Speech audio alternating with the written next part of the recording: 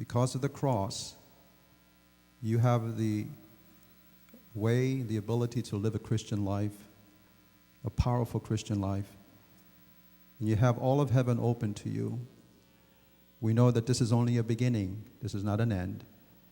But God is going to be with you every step of the way, and we're here to help you as well. Thank you.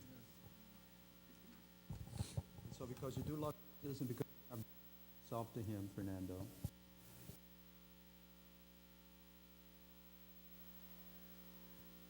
gladly baptize you into the name of the Father and of the Son and of the Holy Ghost. Amen.